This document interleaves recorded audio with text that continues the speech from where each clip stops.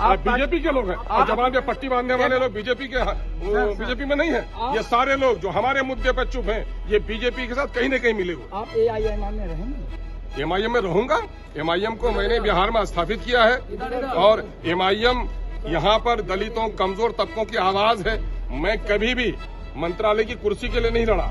अगर लहरू में मैं बह लेता तो मैं भी महलों में रह लेता। नमस्कार, मैं हूँ सीमाब, अपनी स्व नेशन देख रहे हैं। बिहार विधानमंडल के मानसून सत्र के बाद आखिरी बार अख्तरुल ईमान ने एक बार फिर अपने गुस्से का इजहार किया और उन्होंने कहा कि मुसलमानों की एक बड़ी पार्टी यहाँ पर जन्म ले रही थी। मैंने जिस पार्टी को स्थापित किया उनके 4 विधायकों को तोड़ करके आरजेडी ने अच्छा नहीं किया। काफी गुस्से में नजर आए और अख्तरुल ईमान ने साफ तौर पर कहा कि यहाँ हर जात के लोगों की अपनी पार्टी है। उनका इशारा साफ तौर पर आरजेडी की तरफ था, इसलिए कि उसे यादव की पार्टी कही जा रही है।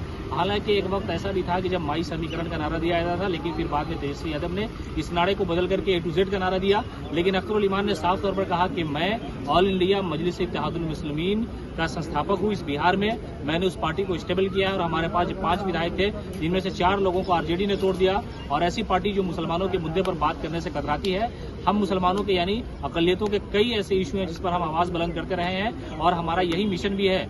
लेकिन हमें कमजोर करने की साजिश के तहत आरजेडी ने हमारे विधायकों को तोड़ा और उन्होंने साफ तौर पर यह भी कहा कि मुसलमानों के मुद्दे पे कोई भी बोलने वाला नहीं है। हालांकि बीजेपी को मुसलमान विरोधी पार्टी कहा जाता है, अख्तरुल ईमान ने कहा, लेकिन वो लोग भी नहीं बोलते हैं जो मुसलमानों का वोट लेते हैं, मुसलमानों का विरोध करते हैं अंदर अंदर, लेकिन सियासी तौर पर अपने फायदे के लिए वो बीजेपी की चाल ही चल रहे हैं। जब अख्तरुल ईमान से ये पूछा गया कि क्या 4 विधायक जो अब आरजेडी में चले गए हैं वो भी रहेंगे AIMIM में या ओवैसी का साथ छोड़ देंगे, इस पर काफी साथ बह जाता तो महलों में रहता।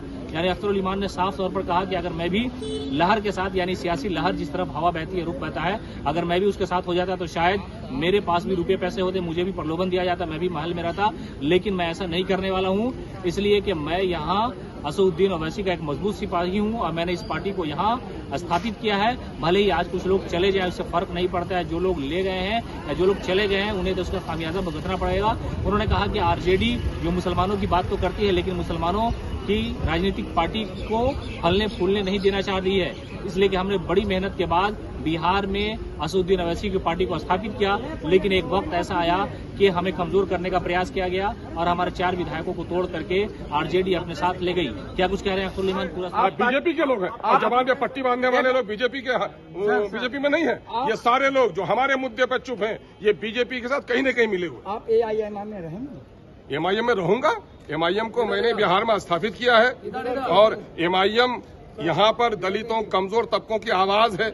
मैं कभी भी मंत्रालय की कुर्सी के लिए नहीं लड़ा। अगर लहरू में मैं बह लेता तो मैं भी महलों में रह लेता।